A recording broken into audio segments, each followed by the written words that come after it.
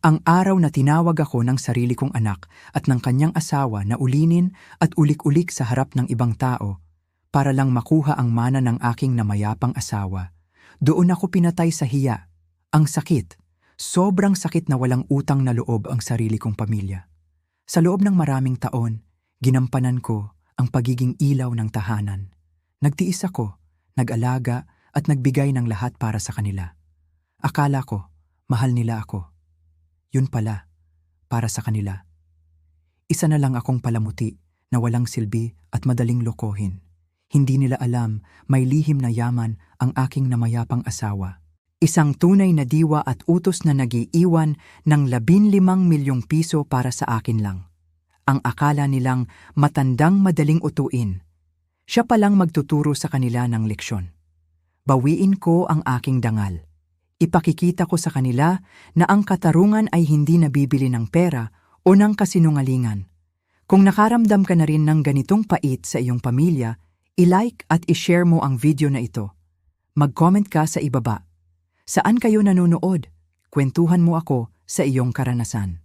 Kabanata 1. Ang tawag at ang damit ng mga alaala. Tahimik ang buong bahay. Masyadong tahimik. Iyon ang unang bagay na napapansin ni Aling Mildred tuwing umaga sa nakalipas na 3 buwan. 64 na taong gulang na siya. Sa edad niyang ito, tila masyado ng malaki ang bahay para sa isang taong nag-iisa. Ang bawat sulok ng silid, ang mga lumang kasangkapan sa sala at ang mesa sa kusina, lahat ay tila nagpapahiwatig ng kawalan. 3 buwan na ang nakalilipas mula nang pumanaw ang kanyang kabiyak na si Harold. 3 buwan ng paninibago. 3 buwan ng tahimik na pagtangis tuwing gabi. Nagtimpla si Aling Mildred ng mainit na kape. Umupo siya sa tabi ng bintana habang nakatingin sa labas.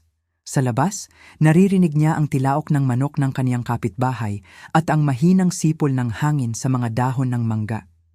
Iyon ang mga tunog ng buhay na patuloy na gumagalaw. Subalit sa loob ng kanyang puso, tila huminto ang mundo nang mawala si Harold. Bahagyan niyang ininom ang kape. Mainit, masarap. Pero kulang ang lasa dahil wala na ang taong kasabay niyang umiinom nito tuwing umaga. Habang nakatitig siya sa malayo, biglang tumunog ang telepono sa ibabaw ng mesa. Kring, kring, nagulat si Aling Mildred. Ang tunog ng telepono ay parang gumising sa tahimik niyang tahanan. Tiningnan niya ang wall clock sa sala. Eksaktong 9:00 ng umaga. Sino kaya ang tatawag sa ganitong oras? Ang mga anak ba niya? O baka ang kumpare niyang si Mang Berting? Inilapag niya ang tasa ng kape.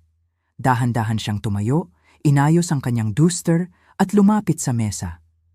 Inabot niya ang telepono at itinapat sa kanyang tainga. Hello?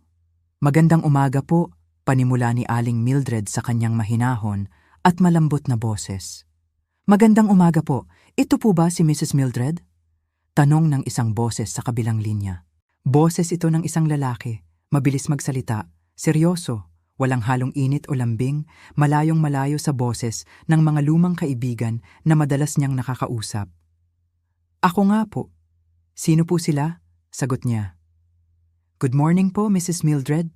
Tumatawag po ako mula sa Morrison and Associates Law Office, wika ng lalaki. Nais ko lang pong ipaalam na nakahanda na ang mga dokumento para sa pamana at naiwang ari-arian ng inyong pumanaw na asawa na si Mr. Harold. Sandaling natigilan si Aling Mildred. Ang salitang pamana, ang salitang ari-arian, masakit pa ring pakinggan. Parang ipinapaalala nitong muli na wala na talaga si Harold. Na ang lahat ng pinagsumikapan nila sa buhay ay isa na lamang papel na kailangang lagdaan. Nakahinga siya ng malalim bago nakapagsalita. Ah, ganun ba? Opo, mabilis na patuloy ng abogado. Kailangan niyo pong pumunta sa aming opisina ngayong hapon. Eksaktong 2:00 ng hapon, pakidala po ang inyong mga IDs at ang mga kinakailangang papeles. 2:00 ng hapon. Malamig at formal ang pagkakasabi ng abogado. Para sa kanila, ito ay isa lamang karaniwang transaksyon sa trabaho. Isang talaan sa kanilang talaarawan. Ngunit para kay Aling Mildred, ito ay isang napakabigat na hakbang. Sige po, makakaasa kayong pupunta ako, mahinang sagot ni Aling Mildred. Salamat po, Mrs. Mildred. Magkita na lamang po tayo sa opisina sa 2:00 at naputol na ang linya. Tut, tut, tut. Inilapag ni Aling Mildred ang telepono. Tumayo siya roon ng ilang minuto, hindi gumagalaw. Malamig ang kanyang mga kamay. Naramdaman niya ang bahagyang panginginig ng kanyang mga tuhod. 9:00 pa lamang ng umaga. May 5 oras pa siya para maghanda. 5 oras bago niya harapin ang katotohanang kailangan na niyang ayusin ang mga formalidad ng pag-alis ni Harold. Pumunta si Aling Mildred sa kanyang kwarto. Binuksan niya ang pinto ng lumang aparador na gawa sa matibay na nara. Amoy amag at amoy ng mga lumang damit ang sumalubong sa kanya. Isang amoy na napakapamilyar, amoy ng kanilang tahanan sa loob ng mahigit 4 na dekada. Isang matagal na sandali siyang nakatitig sa mga nakabitin na damit. May mga polo si Harold na maayos pa ring nakasabit. May mga formal niyang barong na ginagamit tuwing may kasal o piyesta sa barangay. Tila naroon pa rin ang kaunting amoy ng pumada at paboritong pabango ng kanyang asawa. Hinaplos ni Aling Mildred ang mga damit na yon.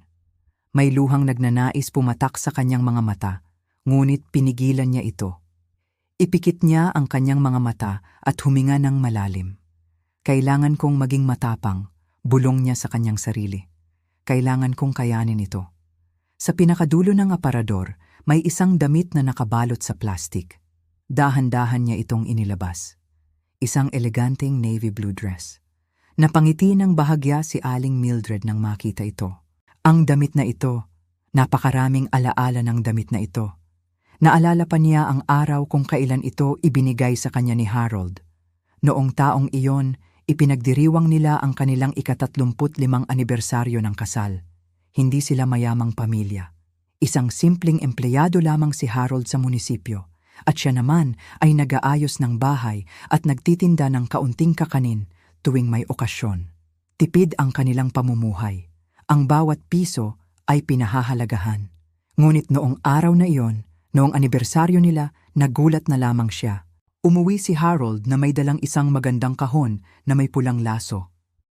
Para sa pinakamagandang babae sa buhay ko, iyon ang sabi ni Harold noong araw na iyon. Nakatitig sa kanya ang mga mata ng asawa, puno ng pagmamahal at pagmamalaki. Nang buksan niya ang kahon, naroon ang navy blue na damit.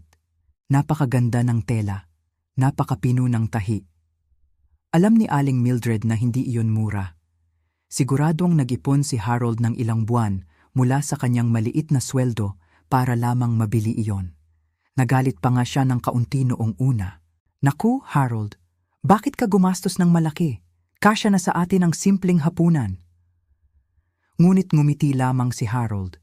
Kinuha ang kanyang kamay, hinaplos ito at sinabi, Mildred, karapat-dapat ka sa magagandang bagay. Gusto kong makita kang nakasuot nito tuwing may mahalagang kaganapan sa buhay natin. Iyon ang huling beses na binilhan siya ni Harold ng ganoon kagandang damit. Matagal na hawak ni Aling Mildred ang damit. Hinaplos niya ang malambot na tela. Ang kulay nitong navy blue ay tila hindi kumupas sa paglipas ng mga taon. Tulad ng pagmamahal ni Harold na natili itong matatag at pormal. Bakit ito ang napili niyang isuot ngayong araw? Dahil ngayong hapon, sa pagpunta niya sa opisina ng abogado, kailangan niya ng lakas ng loob. At nararamdaman niya, kapag isinuot niya ang damit na ito, parang kasama pa rin niya si Harold. Parang hawak pa rin ni Harold ang kanyang kamay. Nagbibigay ng lakas, nagpapatatag sa kanyang loob. Ito ang damit ng kanilang pag-ibig. Ito ang damit ng kanilang mga alaala. Isinukat niya ang damit. Medyo maluwag na ito sa kanya ngayon. Pumayat siya sa nakalipas na 3 buwan dahil sa lungkot at kawalan ng gana sa pagkain. Ngunit maayos pa rin tingnan. Bagay pa rin sa kanyang kulay at sa kanyang simpleng ayos. Inayos niya ang kanyang buhok. Sinuklay niya ang kanyang mga uban. Wala siyang inilagay na make-up, panyo at kaunting pulbos lamang sa mukha. Kinuha niya ang kanyang lumang bag na itim kung saan nakatago ang kanyang senior citizen ID, ang kanilang marriage certificate at ang death certificate ni Harold. Tumingin siya sa salamin. Ang babaeng nakatayo sa salamin ay hindi na bata. May mga guhit na sa noo at sa tabi ng mga mata. Mga guhit ng ngiti, ng halakhak, ngunit may kasama na ring guhit ng kalungkutan. Subalit sa kabila ng lahat, nakikita pa rin niya ang katatagan. Kaya ko ito, bulong niya sa sarili. Para sa iyo ito, Harold. Lumabas siya ng kwarto at kumain ng kaunting tanghalian. Isang tasang mainit na sabaw at kaunting kanin. Walang gaanong lasa ang pagkain, ngunit kailangan niyang kumain para magkaroon ng lakas. Nang mag-aalauna na ng hapon, handa na si Aling Mildred para umalis. Binuksan niya ang pinto ng bahay at lumabas. Ang init ng araw sa Pilipinas ay dumampi sa kanyang balat. May kaunting hangin na umiihip sa paligid. Maglalakad siya papunta sa kanto para sumakay ng tricycle. Sa kanilang bayan, ang tricycle ang pinakamabilis na sakayan papunta sa bayan, kung saan matatagpuan ang mga gusali at opisina. Habang naglalakad siya sa makipot na kalsada ng kanilang barangay, nakita siya ng kanyang kapitbahay na si Aling Rosa na kasalukuyang nagdidilig ng mga halaman sa bakuran. "Magandang hapon, Mildred," bati ni Aling Rosa. Napatingin ito sa kanyang suot. "Napakaganda mo naman ngayong araw. Saan ang lakad mo? Mukhang pormal na pormal ka dyan sa navy blue mong damit, ah." Ngumiti ng bahagya si Aling Mildred, isang simpleng ngiti ng paggalang. "Magandang hapon din, Rosa," mahinahong sagot niya. "May pupuntahan lang sa bayan. May kakausapin lang na abogado tungkol sa mga papel ni Harold." Nawala ang ngiti sa mukha ni Aling Rosa at pinalitan ng awa at pag-unawa. Sa kanilang komunidad, kapag may nawalan ng kabiyak, ramdam ng lahat ang lungkot. "Ah, ganun ba?" Mahinang sabi ni Aling Rosa. "Mag-iingat ka sa biyahe, Mildred. Kung may kailangan ka, huwag kang mag-atubiling tumawag sa amin, ha?" "Salamat, Rosa. Maraming salamat," tugon ni Aling Mildred. Ipinagpatuloy niya ang paglalakad. Sa bawat hakbang niya, naririnig niya ang mahinang kaluskos ng kanyang sapatos sa semento. Pagdating sa kanto, may nakatambay na 2 tricycle. Lumapit ang isang driver sa kanya. "Saan po tayo, nanay?" tanong ng driver sa pormal at magalang na boses. "Sa bayan lang, Irog, sa may Morrison and Associates Law Office, malapit sa lumang munisipyo," sagot ni Aling Mildred. "Sige po, nanay, sakay na po kayo. Dahan-dahan lang po," alalay ng driver habang tinutulungan siyang pumasok sa loob ng tricycle. Umupo si Aling Mildred sa loob ng tricycle. Inayos niya ang laylayan ng kanyang navy blue na damit upang hindi ito madumihan. Tumakbo ang tricycle. Rumaragasa ang makina.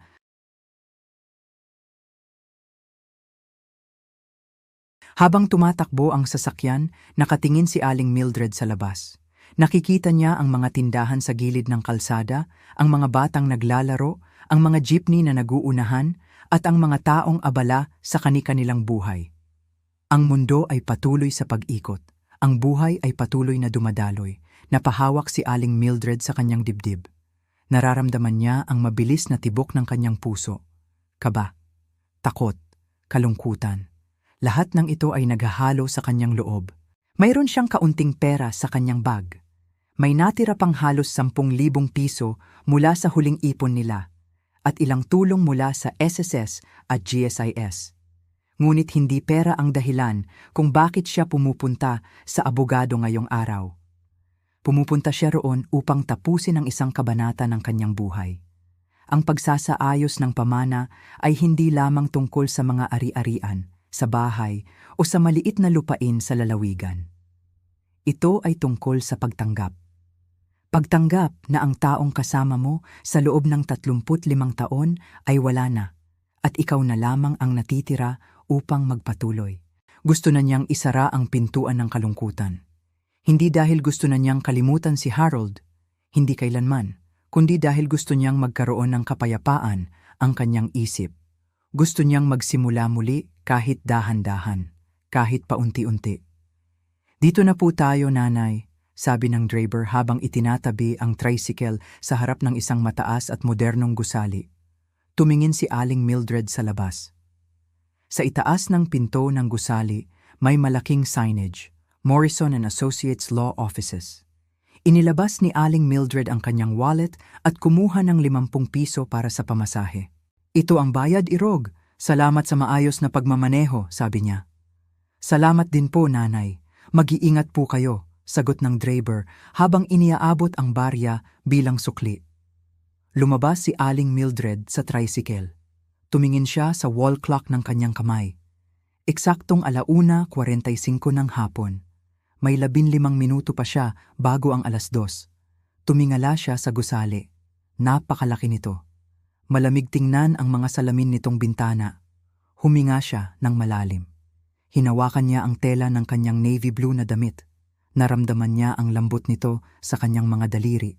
Kasama mo ako, Mildred, tila bulong ng hangin sa kanyang tainga. Isang bulong na nagmumula sa kanyang mga alaala kay Harold. Inayos ni Aling Mildred ang kanyang tayo. Itinaas niya ang kanyang ulo. Sa kabila ng kababaan ng kanyang loob at sa kabila ng kalungkutan sa kanyang puso, pumasok siya sa loob ng gusali ng may dignidad at katatagan. Handa na siyang harapin ang hapon na ito.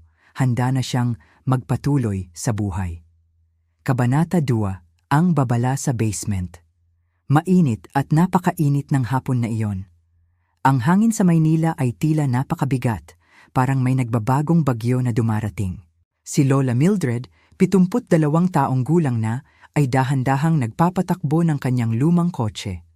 Pumasok siya sa underground parking ng isang malaking gusali sa Makati. Doon matatagpuan ang opisina ng mga kilalang abogado sa lungsod. Malamig sa loob ng basement, ngunit may iba siyang naramdaman. May kakaibang kaba na biglang dumapo sa kanyang dibdib. Pinatay niya ang makina ng kotse. Huminga siya ng malalim habang hawak-hawak ang kanyang paboritong rosaryo sa loob ng bag. Biglang may kumatok sa bintana ng kanyang kotse. Tok, tok, tok. Nagulat si Lola Mildred. Napahawak siya sa kanyang dibdib. Sa labas ng bintana may isang lalaking nakatayo. Gusot-gusot ang kanyang barong, tila hindi nakatutulog ng ilang araw. Ang kanyang mga mata ay puyat, pawisan at halatang balisa. Nang titigan niyang mabuti, nakilala niya ang mukha ng lalaki. Si Eddie iyon. Si Eddie Kowalski, ang dating paralegal sa opisina ng abogado na nagtatrabaho doon.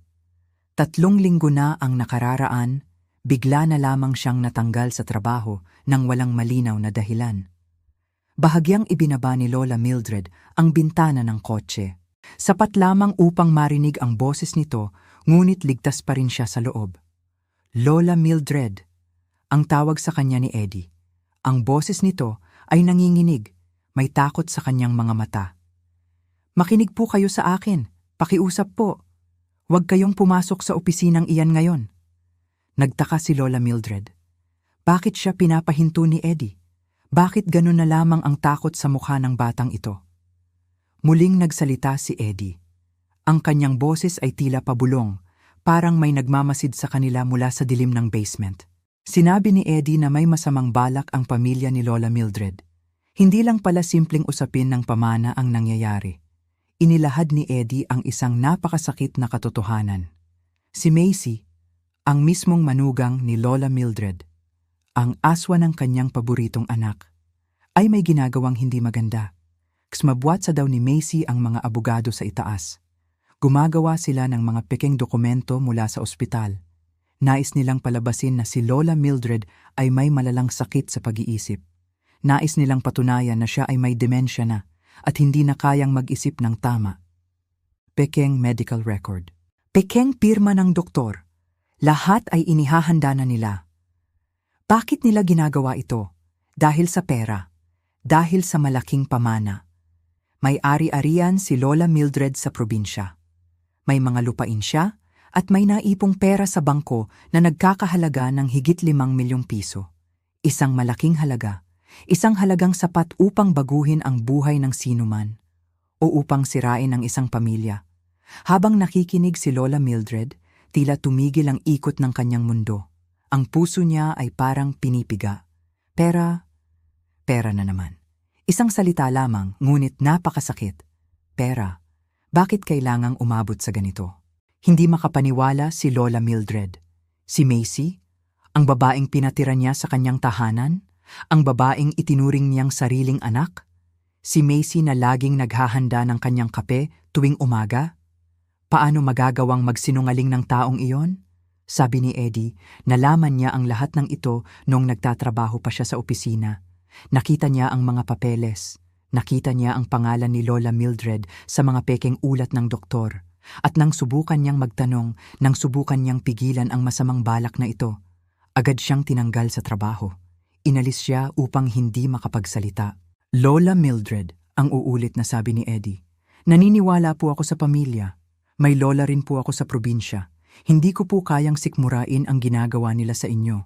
Kaya po ako nag-aabang dito sa parking space ng ilang oras para lang mabalaan kayo. Tumingin si Lola Mildred sa mga mata ni Eddie. Nakita niya ang katapatan sa bata. Walang dahilan si Eddie upang magsinungaling sa kanya. Wala itong hihinging kapalit. Dahan-dahang tumango si Lola Mildred. Kumuha siya ng konting barya at konting pera sa kanyang bag upang iabot kay Eddie bilang tulong, ngunit tumanggi ang binata. Huwag na po, Lola, sabi ni Eddie. Mag-iingat po kayo. Huwag kayong pipirma sa kahit anong papel ngayon. At pakiusap, huwag kayong magpapadala sa kanilang mabubuting salita. Umalis si Eddie. Naglakad ito ng mabilis patungo sa dilim ng basement hanggang sa tuluyan na itong mawala. Naiwan si Lola Mildred sa loob ng kanyang kotse. Tahimik, napakatahimik. Ang tanging naririnig lamang niya ay ang tunog ng kanyang sariling paghinga at ang mabilis na tibok ng kanyang puso. Iniyuko niya ang kanyang ulo sa manibela. Maya-maya pa, naramdaman niya ang mainit na luha na dumaan sa kanyang mga pisngi. Ang sakit-sakit sa loob. Masakit para sa isang ina na malaman na ang sarili niyang pamilya ay nakatitig sa kanyang ari-arian habang siya ay nabubuhay pa. Masakit malaman na ang pagmamahal na ibinigay niya ay pinalitan ng pagtataksil. 5 milyong piso. Iyon ba ang halaga ng kanyang buhay sa kanilang mga mata? Naalala niya ang kanyang kabataan. Naalala niya kung paano siya nagsumikap kasama ang kanyang late na asawa upang maipundar ang mga lupain at ipon na iyon. Bawat piso doon ay galing sa dumi at pawis ng kanilang pagsusumikap. Nais niya sanang iwan yon para sa kanyang mga apo, hindi para pag-agawan ng may kasamang panloloko. Ngunit sa kabila ng sakit at pagpatak ng kanyang mga luha, may pumasok na bagong damdamin sa puso ni Lola Mildred. Hindi ito galit. Hindi rin ito paghihiganti. Ito ay lakas. Isang tahimik na lakas na nagmumula sa maraming taon ng karanasan sa buhay. Ang isang lola na tulad niya na marami ng dumaang bagyo at pagsubok sa buhay ay hindi basta-basta susuko. Maaaring matanda na ang kanyang katawan, ngunit malinaw pa rin ang kanyang pag-iisip. Hindi siya magsisinungaling, ngunit hindi rin siya magpapaloko. Pinagmasdan niya ang kanyang mukha sa maliit na salamin ng kotse. Pinunas niya ang kanyang mga luha gamit ang isang malinis na panyo. Inayos niya ang kanyang buhok. Kinuha niya ang kanyang bag at muling hinawakan ang kanyang rosaryo. Nagsalita siya sa kanyang sarili. Mabilog, malinaw at may determinasyon. Hindi ako papayag. Iyon ang kanyang panata. Hindi siya papayag na tapakan ng kanyang karangalan. Pinaandar niya muli ang makina ng kotse. Hindi na siya pupunta sa opisina ng abogado ngayong araw. Kailangan muna niyang mag-isip. Kailangan niyang maging matalino. Ngayong alam na niya ang lihim sa dilim, handa na si Lola Mildred na harapin ang katotohanan. Kabanata 3. Ang totoong mukha ng law firm at ang simula ng anino, tahimik ang buong paligid. Ang tanging naririnig ko lang ay ang mabagal na patak ng tubig mula sa lumang gripo sa kusina. Patak. Patak. Parang ang bawat patak ay paalala kung gaano nakabigat ang bawat minutong lumilipas. Nakatitig lang ako sa baso ng mainit na tsaang hawak ko. Nasa harap ko si Eddie, ang dating assistant ng aking pumanaw na asawang si Harold. Nakayuko siya, hawak ang sarili niyang baso. Ang mga kamay niya ay medyo nanginginig. May malalim siyang buntong hininga na pinakawalan bago siya muling tumingin sa akin. Aling Mildred, panimula ni Eddie. Mababa ang kanyang boses, puno ng paggalang at lungkot. Alam kong napakahirap para sa inyo na paniwalaan ang lahat ng ito. Pero kailangan ninyong malaman ang katotohanan. Tumingin ako sa kanya ng diretso. Sa edad kong ito, marami na akong nakitang tao. Marami na akong naranasang pagsubok sa buhay. Pero ang takot na nakikita ko sa mga mata ni Eddie, ibang-iba ito. May mabigat siyang dalang lihim.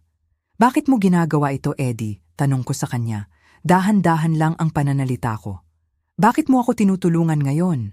Mapapahamak ka sa ginagawa mo. Ngumiti si Eddie ng bahagya, isang ngiti na puno ng alaala. Dahil kay Mang Harold, Aling Mildred, sagot niya. May kaunting panginginig sa kanyang boses. Kung hindi dahil sa asawa ninyo, baka wala na ako sa mundong ito. Nung magkasakit ang nanay ko 10 taon na, ang nakakaraan, kailangan ko ng 20,000 piso. 20,000 piso, napakalaking pera para sa tulad kong ordinaryong empleyado noon. Walang sino man ang gustong magpautang sa akin. Pero si Mang Harold, hindi siya nag-atubili. Inabot niya sa akin ang pera at sinabing, Eddie, pamilya tayo rito. Unahin mo ang nanay mo. Hindi ko kailanman malilimutan ang kabutihang iyon. Utang ko sa kanya ang buhay ng nanay ko. Huminto siya ng ilang sandali. Humigop siya ng kaunting tsaa. Pinanood ko lang siya. Sa puso ko, naramdaman ko ang init ng alaala ni Harold. Ganun talaga ang aking asawa. Mabait, mapagbigay, palaging handang tumulong sa mga nangangailangan. Kaya nung nalaman ko ang ginagawa nila sa inyo, pagpapatuloy ni Eddie, at sa pagkakataong ito, naging seryoso at madilim ang kanyang mukha. Hindi ako pwedeng manahimik na lang. Hindi ko kayang tiisin na lukohin nila ang pamilya ng taong tumulong sa akin. Ano ba talaga ang nangyayari, Eddie? Tanong ko muli. Ang Morrison and Associates, hindi ba't kilalang law firm sila rito sa Maynila? Bakit nila gagawin ito? Huminga ng malalim si Eddie. Lumapit siya ng kaunti sa hapagkainan na para bang natatakot na may makarinig sa amin kahit kami lang namang 2 ang tao sa bahay. Sa labas, Aling Mildred, maganda ang pangalan ng Morrison and Associates, paliwanag ni Eddie. Magagandang opisina, mga abogado at abogadong nakasuot ng mamahaling barong at suit, pero sa likod ng mga nakasarang pinto, may iba silang ginagawa, may pambihirang negosyo ang firm na iyon, isang madilim na negosyo. Huminto siya. Tahimik ang silid, narinig ko ang sarili kong tibok ng puso. Tumatanggap sila ng malaking halaga ng pera. Wika ni Eddie sa mahinang boses. Minsan, 100,000 piso. Minsan pa nga, milyon. Mula kanino? Mula sa mga taong gustong baguhin ang huling habilin o huling testamento ng kanilang mga kamag-anak. Mga taong gustong suluhin ng mana. Ginagamit ng Morrison and Associates ang kanilang kaalaman sa batas para manipulahin ang mga dokumento. Gumagawa sila ng mga pekeng pirma. Naglalagay sila ng mga malalabong probisyon sa kasulatan. At ang pinakamasahol, ginagawa nila ng paraan para ang mga totoong tagapagmana, ang mga legal na tagapagmana tulad ninyo ay tuluyang mawalan ng karapatan. Napatigil ako. Lumalamig ang mga kamay ko habang pinakikinggan ko ang bawat salitang lumalabas sa bibig ni Eddie. Manipula, panluloob, pagnanakaw sa harap ng batas. Isang malaking panlilin lang. Hindi ko maisip na ang isang kagalang-galang na kumpanya ng mga abogado ay may kakayahang gumawa ng ganong kababang bagay. Pero habang nagsasalita si Eddie, may mga bagay sa utak ko na biglang nagdikit-dikit. Parang mga piraso ng puzzle na unti-unting nabubuo. Si Macy ba? Mahina kong tanong. Ang pangalan ng aking manugang ay parang may bara sa aking lalamunan nang sabihin ko ito. Si Macy ba ang lumapit sa kanila? Tumango si Eddie. Mabigat ang kanyang pagtango. Siya nga po, Aling Mildred, sagot niya. 8 taon na ang nakakalipas.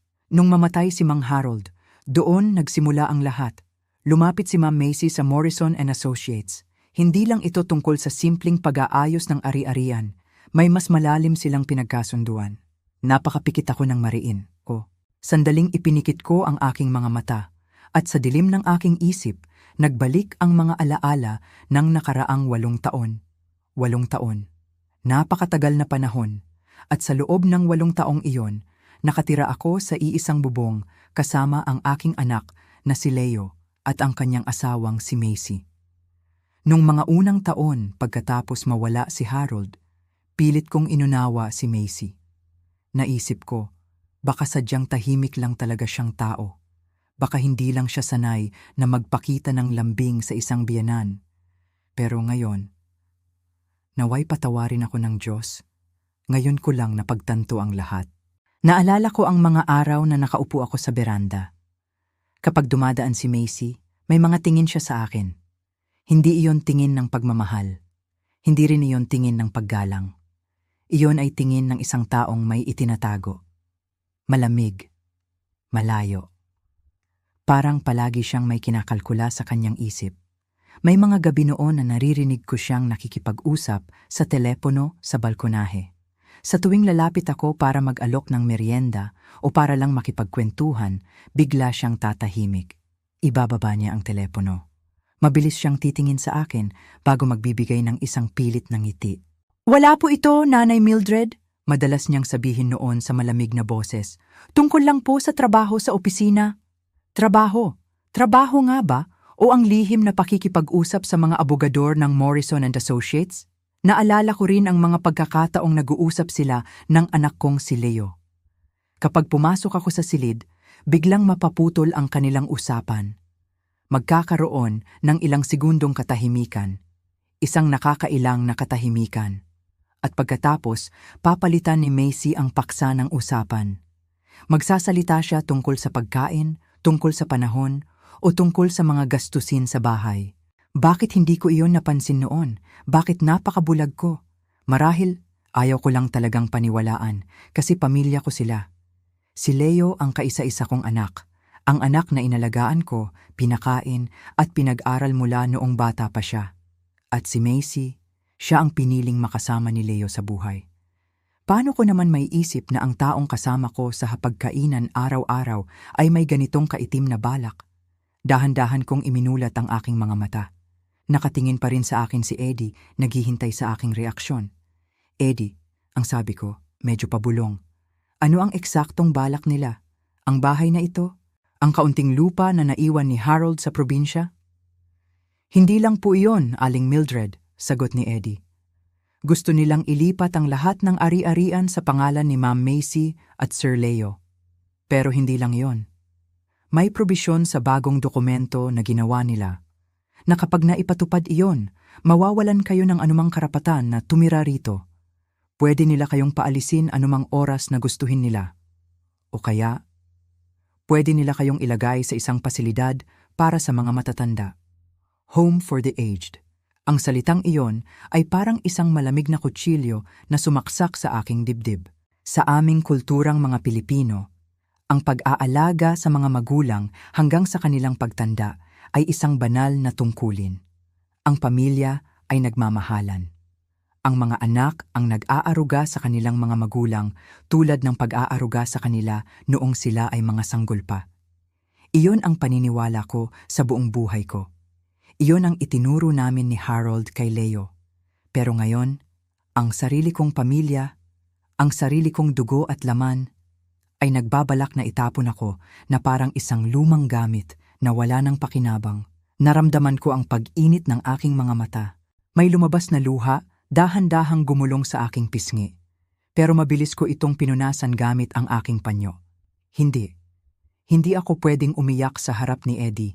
Hindi ako pwedeng magpakita ng paghina. "Alam ba ito ni Leo?" tanong ko. Iyon ang pinakamahirap na tanong na kailangan kong itanong. Ang sagot dito ang posibleng dumurog sa puso ko ng tuluyan. Nag-atubili si Eddie. Tumingin siya sa gilid bago muling tumingin sa akin. "Sa tingin ko po," mahinang wika ni Eddie, "hindi alam ni Sir Leo ang buong katotohanan. Masyado siyang nagtitiwala kay Ma'am Macy. Lahat ng dokumentong pinapapirmahan sa kanya, pinipirmahan niya ng hindi binabasa ng mabuti. Si Ma'am Macy ang humahawak ng lahat ng usaping pinansyal at legal sa kanilang pamilya. Ginagamit ni Ma'am Macy ang pagmamahal at pagtitiwala sa kanya ni Sir Leo para maisagawa ang balak niya." Nakahinga ako ng kaunti, pero nanatili pa rin ang sakit. Kahit na walang kaalaman si Leo, ang katotohanang napakabulag niya at napakadali niyang maikot ng kanyang aswa ay isang malaking kabiguan para sa akin bilang ina.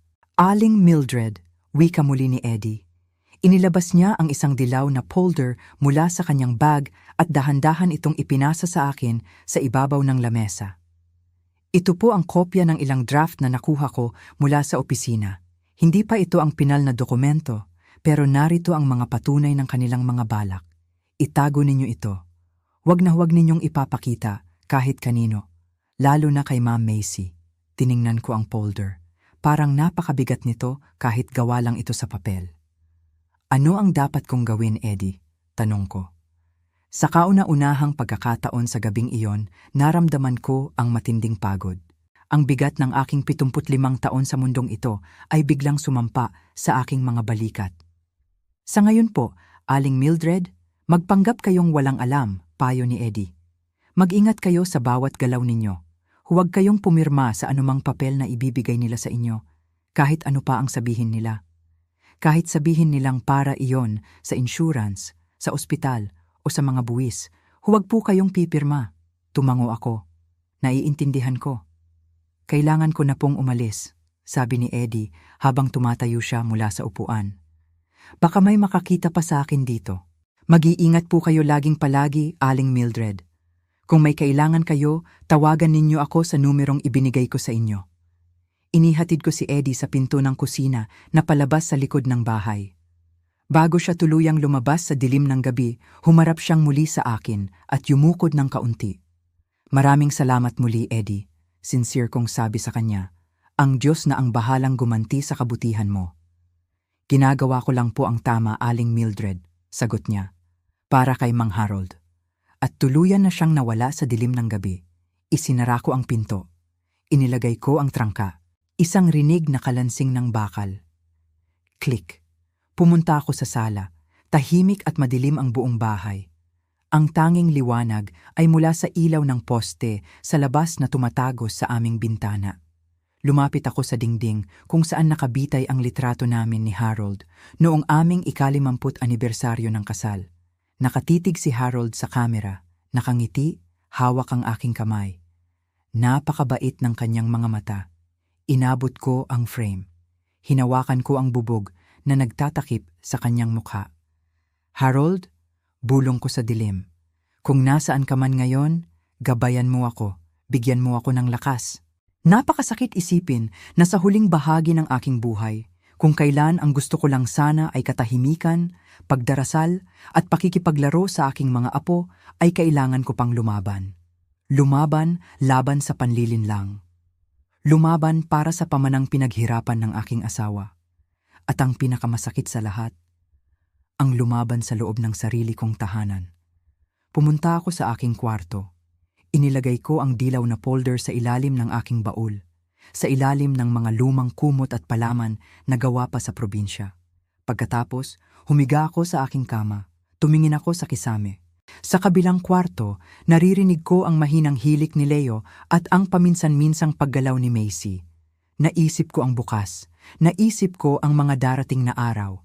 Paano ko titingnan si Macy sa mukha bukas ng umaga kapag ipinagtimpla ko siya ng kape? Paano ko kakausapin ang anak kong si Leo nang hindi lumalabas sa aking mga mata ang galit at lungkot? Kailangan kong maging matatag. Para kay Harold. Para sa sarili ko. Hindi ako papayag na tapak-tapakan lang nila ang isang matandang tulad ko. Akala siguro ni Macy, dahil matanda na ako, dahil mahina na ang aking katawan, ay madali na akong lokohin. Nagkakamali siya, may isip pa ako, may lakas pa ako, at higit sa lahat, may katotohanan sa aking piling. Ipinikit ko ang aking mga mata at dahan-dahang nagdasal ng Santo Rosario sa aking isip. Sa bawat pagbigkas ko ng Aba Hinoong Maria, naramdaman ko ang kaunting katahimikan sa aking puso. Nagsisimula pa lang ang laban na ito. At kahit gaano kadilim ang gabi, alam kong darating at darating pa rin ang liwanag ng umaga. Kabanata 4 at 5, ang katotohanan sa ikalamang pulong palapag.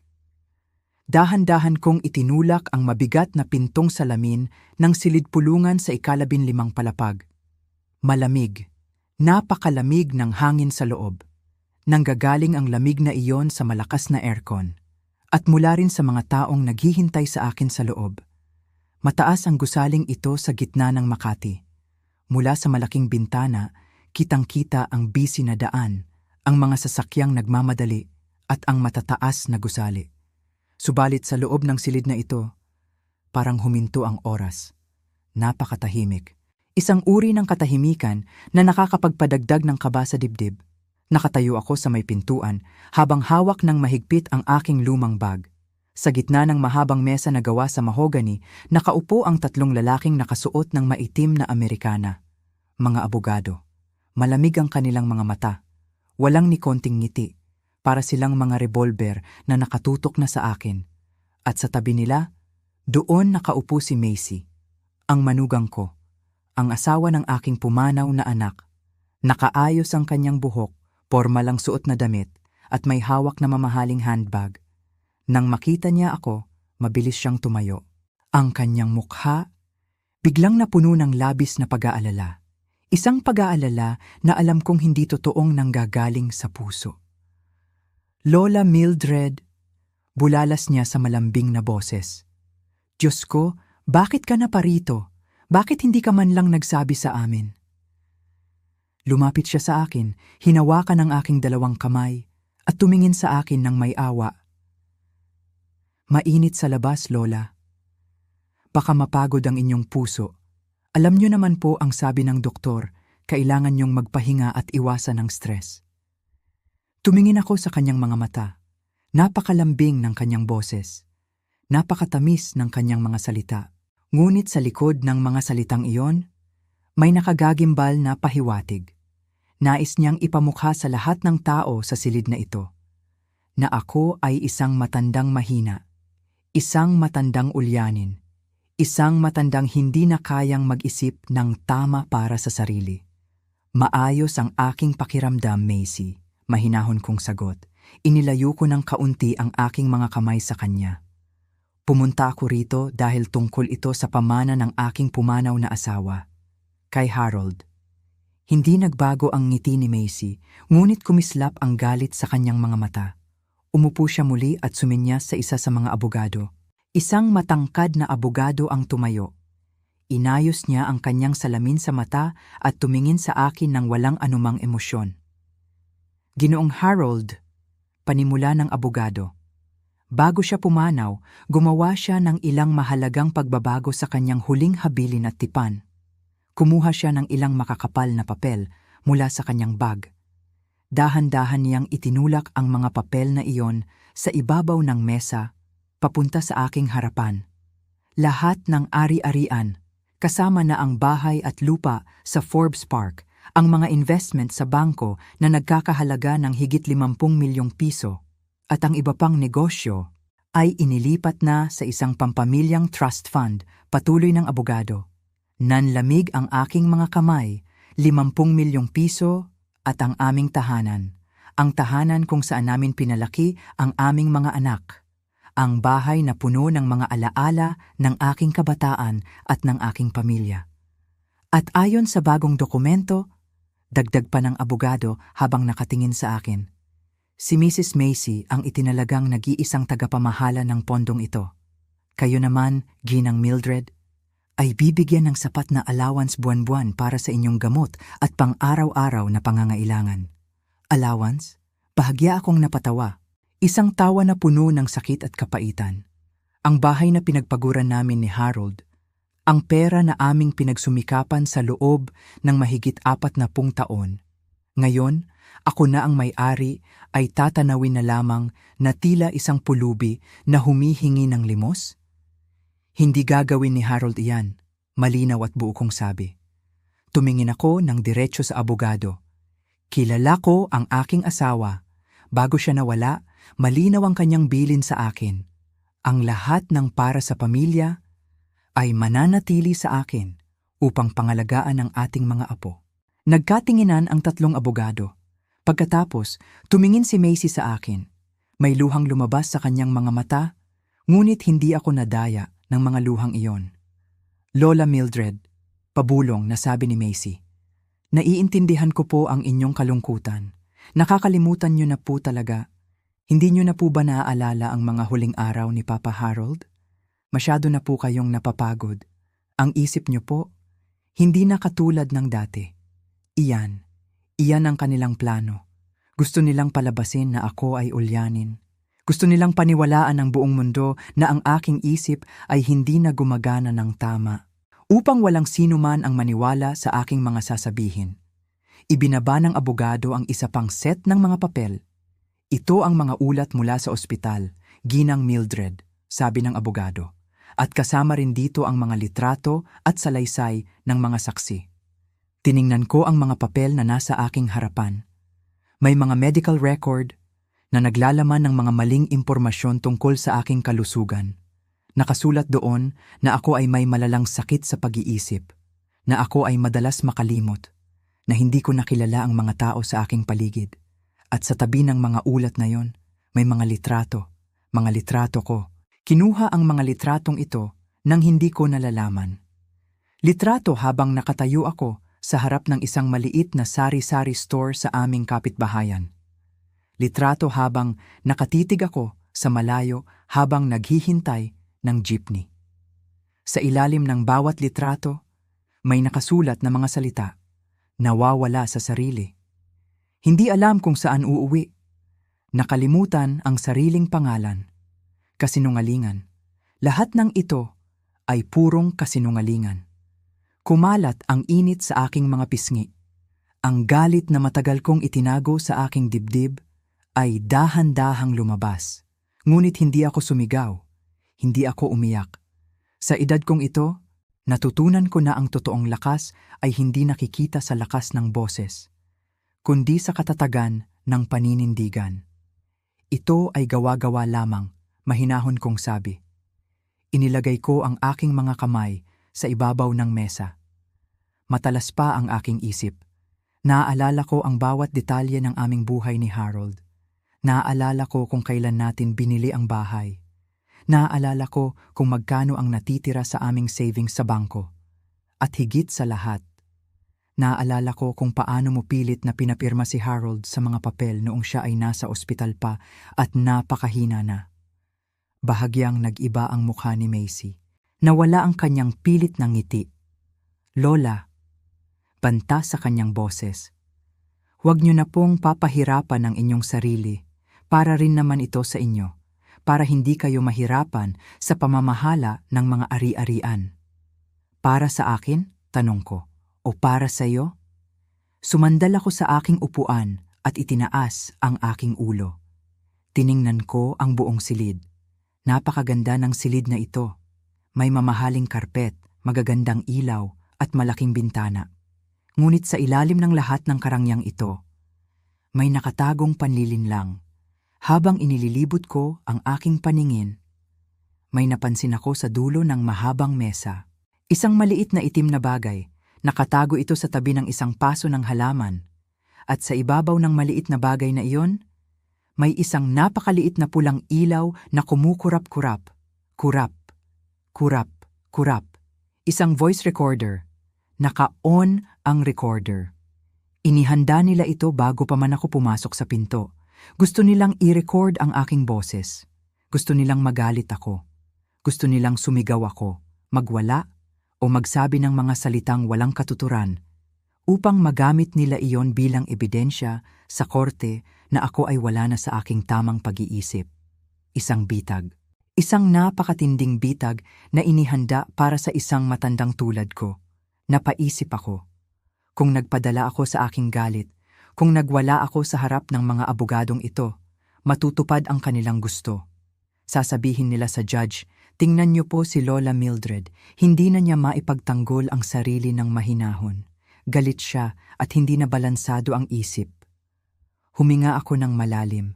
Dahan-dahan, pinakalma ko ang aking puso. Tumingin ako sa pulang ilaw na iyon. At pagkatapos ay tumingin ako ng diretso kay Macy. Napakagaling ng iyong plano, Macy. Malumanay kong sinabi. Inihanda mo ang lahat. Ang mga pekeng ulat ng doktor, ang mga litratong walang katuturan, at maging ang voice recorder na iyan na nakatago sa tabi ng halaman. Napatigil si Macy. Tumingin siya sa dulo ng mesa at mabilis na nagbago ang kulay ng kanyang mukha. Naging maputla siya.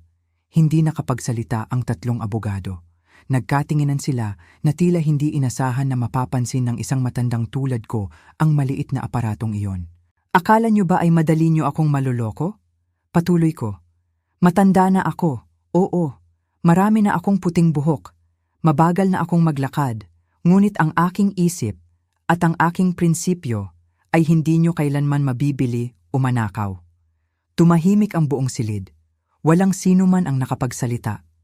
Ang tanging naririnig lamang ay ang mahinang tunog ng aircon. Ang presyon sa loob ng silid ay napakabigat. Para kaming nasa gitna ng isang bagyo na naghihintay na sumabog. Nakatitig pa rin ako kay Macy habang siya ay hindi makatingin ng diretsyo sa aking mga mata. Ang kanyang mga kamay ay dahan-dahang nangangatog habang hawak ang kanyang handbag.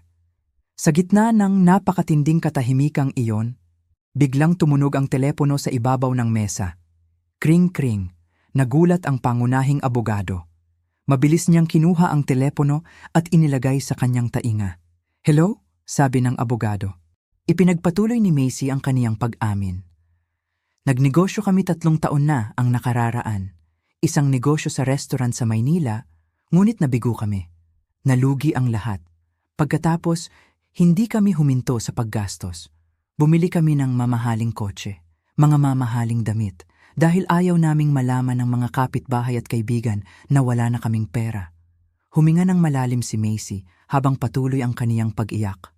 "Umutang kami sa mga lending companies, umutang kami sa mga bangko, at ngayon, umabot na sa 15 milyong piso ang aming utang, 15 million pesos. Hindi na namin alam kung saan kukuha ng pambayad. Araw-araw kaming tinatawagan ng mga pinagkakautangan. Tinatakot na nila kami." 15 milyong piso. Napatakip ako sa aking bibig. Diyos ko, napakalaking halaga. Puno ng utang ang aking anak at ang kaniyang asawa. At dahil doon, nagawa nilang planuhin na nanakawin ang lahat ng mayroon ako. Kabanata 8.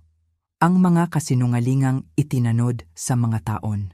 Habang nakaupo kami sa malamig na silid na yon, patuloy ang pag-iimbestiga ni Detective Sarah Chen. Bawat tanong niya, bawat sagot ni Macy, ay para bang nagbubukas ng isang madilim na pinto na matagal nang nakasara. Ipinakita ni Detective Chen ang kaniyang mga tala.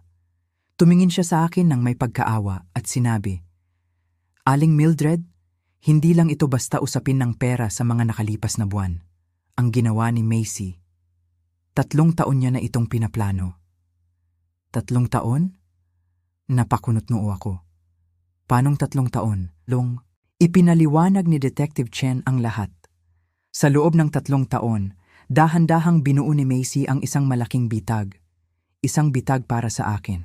Nagsimula si Macy sa pamamagitan ng patagong pagmamasid sa akin. Tuwing bibisita siya sa aking bahay, nagdadala siya ng kanyang telepono. Lihim niya akong kinukunan ng litrato at video.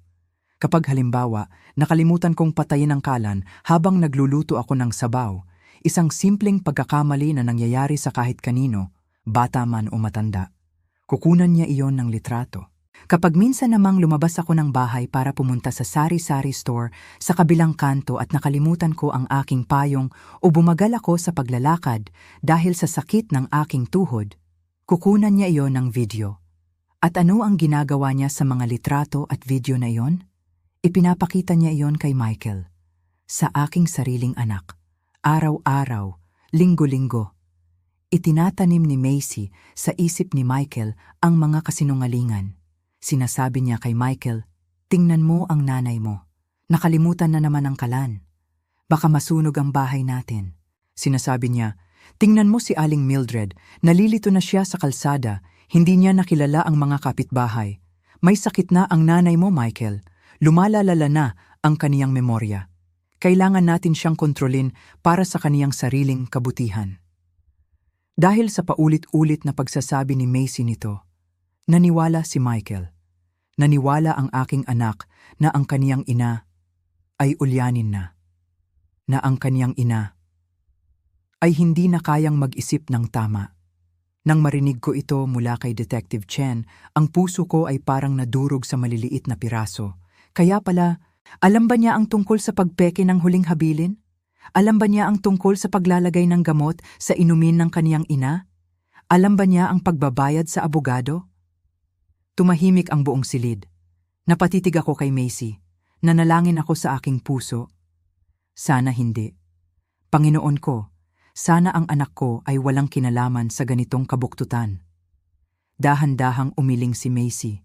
Lumabas ang higit pang mga luha sa kaniyang mga mata. Hindi, bulong ni Macy. Hindi alam ni Michael ang tungkol sa testamento. Hindi niya alam ang tungkol sa gamot. Huminga ako ng malalim. Parang may nabawas na mabigat na bato sa aking dibdib. Ipinagpatuloy ni Macy ang kaniyang pag-amin. Alam lang ni Michael na may utang kami. Alam niyang nabaon kami sa utang na 15 milyon pesos. Natatakot siya, ngunit ang planong palitan ng testamento ni Hinong Harold, ang planong magbayad kay Attorney Morrison ng 2 milyong kalahating piso, at ang pagpapainom ng gamot para magmukhang ulyanin si Aling Mildred. Ako lang ang gumawa ng lahat ng yon. Ako lang. Nang marinig ko iyon, napapikit ako. May galit sa aking puso para kay Macy. Ngunit may kaunting ginhawa rin dahil ang anak ko, si Michael, bagamat naging mahina at naniwala sa mga kasinungalingan, ay hindi pala naging isang masamang tao na handang saktan ang kaniyang sariling ina. Tumingin si Detective Chen sa akin. Dahil sa mga ebidensyang dinala ni Eddie, ang totoong testamento, ang totoong medical records, at ang patunay ng suhol, at sa pag-amin na ito ni Macy, malinaw na ang lahat. Mrs. Macy, sabi ni Detective Chen, sumama kayo sa amin sa presinto. Hindi ko po hahayaan na bastusin nila ang alaala niya. Nakatayo ako roon, tinititigan ang tunay na testamento ni Harold sa aking kamay. Napakahaba ng gabi. Maraming sakit at luha ang dumating. Ngunit sa wakas, naitama rin ang mali. Ang katotohanan, gaano man ito subukang itago sa ilalim ng mga kasinungalingan, ay palaging lalabas at magbibigay ng liwanag. Nakahinga ako ng maluwag. At sa aking puso, naramdaman ko ang pakiramdam ng kapayapaan na matagal ko nang hindi nararanasan. Pangwakas na kabanata, ang bagong umaga at ang kapayapaan ng puso. Lumipas ang ilang buwan matapos ang gabi na iyon. Ang gabi kung saan nalaman ko ang lahat ng kasinungalingan at pagtataksil. Ngayon, nakaupo ako sa beranda ng aming lumang bahay. Hawak ko ang isang tasang mainit na kape. Ang hangin ngayong umaga, napakasariwa. May kaunting lamig na nagmumula sa mga halaman sa aking maliit na hardin. Sa edad kong ito, 70 taon na sa mundong ito, ngayon ko lang ulit naramdaman ang ganitong uri ng kapayapaan. Kapayapaan, isang salita na akala ko ay hindi ko na muling mararanasan. Si Macy ay nasa loob na ngayon ng kulungan. Nahatulan siya ng huwes dahil sa pagpeke ng testamento, pagnanakaw, at sa pagpapakain sa akin ng mga mapanganib na gamot. Si Attorney Morrison naman ay natanggalan na ng lisensya bilang abogado at nahaharap din sa malaking kaso. Naibalik sa akin ang lahat, ang aming bahay, ang lupa, at ang mga natipid na pera na nagkakahalaga ng higit sa 10 milyong piso.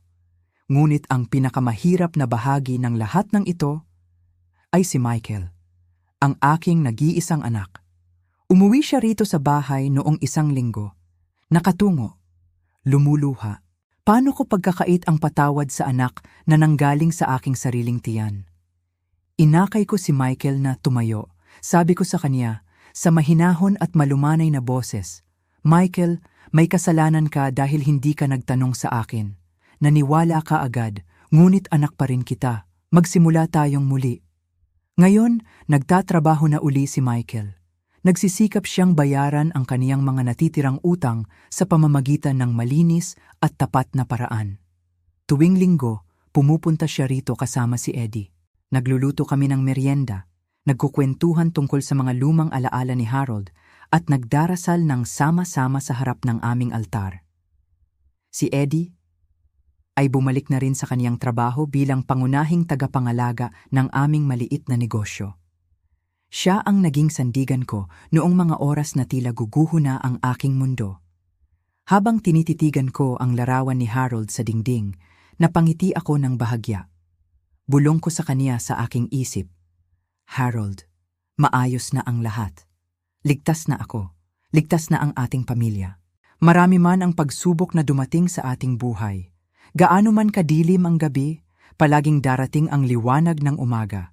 Ang katotohanan ay palaging mamamayagpag. At sa huli, ang pagmamahal at kapatawaran pa rin ang magpapalaya sa ating mga puso. May nagsalita sa kabilang linya. Hindi ko marinig ang boses, ngunit nakita ko ang mabilis na pagbabago sa mukha ng abogado. Kumunot ang kanyang noo. Tumingin siya sa akin, pagkatapos ay tumingin siya kay Macy. Ano ang kailangan niya? Tanong ng abogado sa telepono. Tumahimik siya ng ilang segundo habang nakikinig. Ibinaba ng abogado ang telepono. Tumingin siya sa aming lahat sa silid. At sa mahinang boses, sinabi niya, may isang tao sa reception sa ibaba. Gusto niyang pumasok dito sa silid pulungan. Tumingin si Macy sa abogado. Sino? Sinabi ko naman sa guard na ayaw natin ng anumang istorbo ngayon. Huminga ng malalim ang abogado. Ang pangalan niya, sabi ng abogado, ay Eddie Kowalski. Sinabi niya na kailangan kanyang makausap agad ginang Mildred.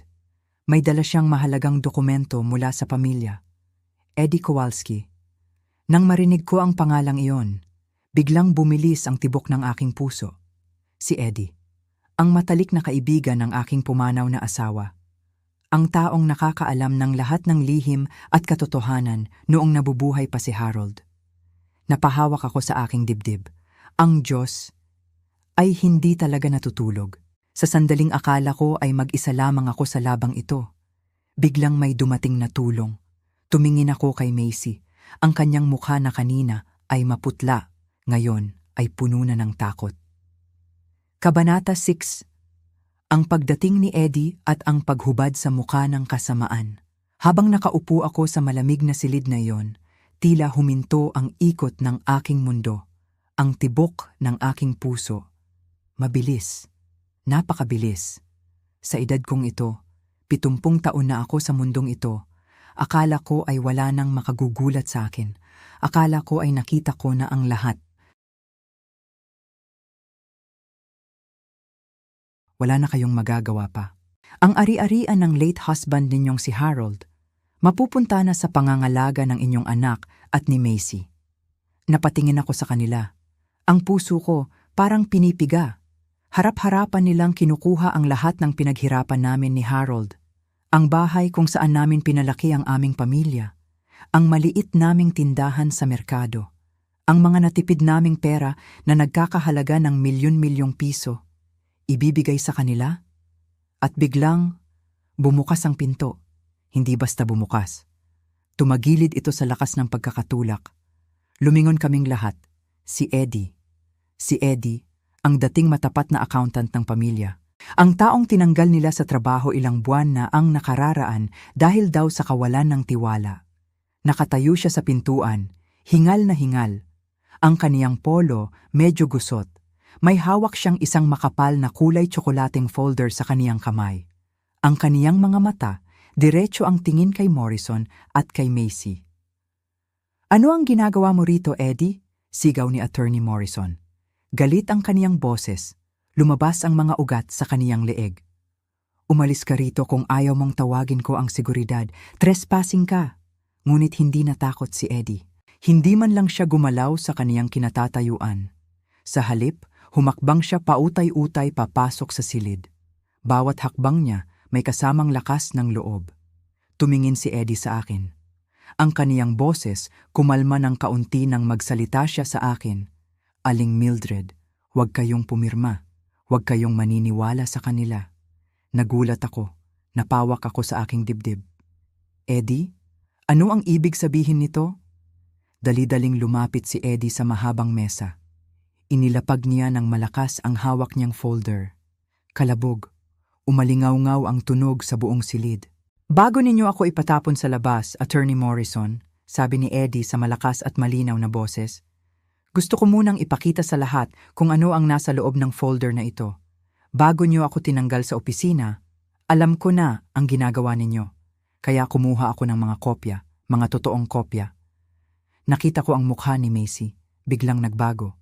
Ang kaniyang maputing mukha, namutla.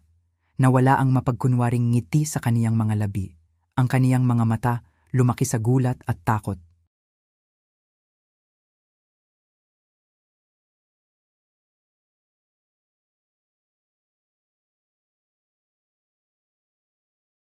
Una, sabi ni Eddie, habang itinuturo ang unang papel, ito ang tunay na huling habilin at testamento ni Ginoong Harold.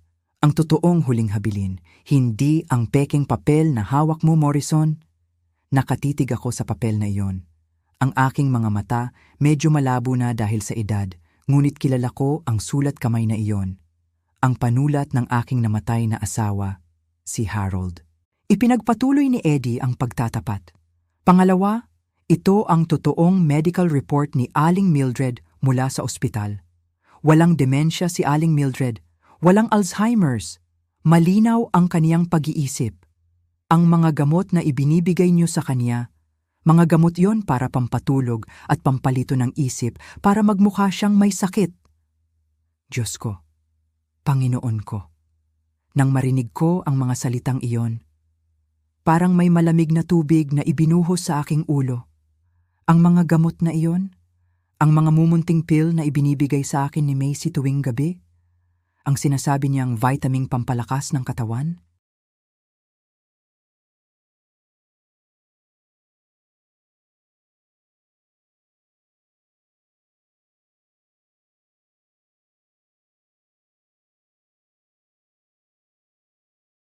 Isang bank transfer statement.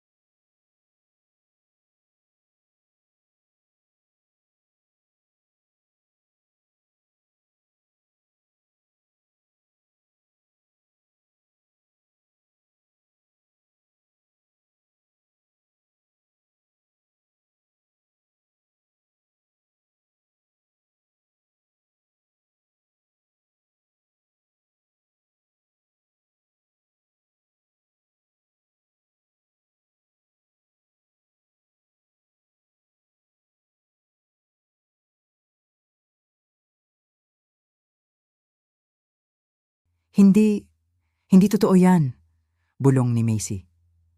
Ngunit mahina ang kaniyang boses. Walang kapangyarihan. Wala nang naniniwala sa kaniya. Tumingin siya kay Morrison, humihingi ng tulong. Ngunit si Morrison, nakatitig lang sa mga papel sa mesa. Namumutla rin. Alam ng abogado na tapos na ang laban. Alam niyang huli na sila. Biglang huminga ng malalim si Macy. Napahawak siya sa sandalan ng upuan. At bago pa man may makalapit sa kaniya, bumagsak siya. Bumagsak si Macy sa sahig. Walang malay. Tuluyang nahimatay sa gitna ng silid sa harap ng lahat ng kaniyang mga kasinungalingan at panloloko. Kabanata 7. Ang tunay na testamento at ang ulat ng pulisya. Tahimik ang silid matapos bumagsak si Macy. Ang tanging naririnig lamang ay ang tunog ng aircon at ang mabigat kong paghinga. Lumapit ang ilang tauhan sa opisina para tulungan si Macy na maipwesto sa malambot na sofa. Ngunit ang isip ko, wala roon. Ang mata ko nakatitig lamang sa papel na inilagay ni Eddie sa mesa. Dahan-dahan akong tumayo mula sa aking upuan. Ang aking mga tuhod, medyo mabuway. Ang aking mga kamay nanginginig habang umaabot sa papel na iyon. Isang lumang papel. May kaunting kulay dilaw na sa gilid dahil sa kalumaan. At sa ibaba ng papel na iyon, nakita ko ito, ang pirma ni Harold. Iyon nga, ang kilalang-kilala kong pirma ng aking mahal na asawa. Ang pirma na nakita ko sa aming kasal noong kami ay bata pa.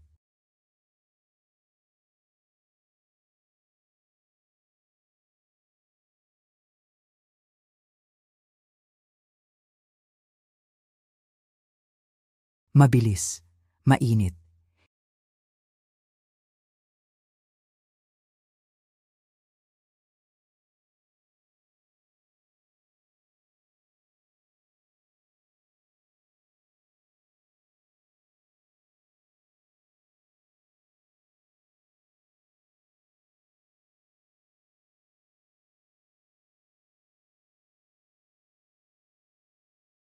Ay para lamang sa akin.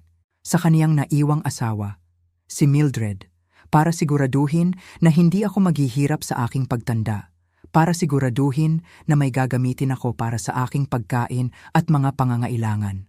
Pagkalipas ng humigit kumulang 20 minuto, dumating ang mga pulis. Narinig ko ang footsteps ng kanilang mga sapatos sa labas ng pintuan, mabilis at mabigat. Pumasok ang isang babaeng pulis.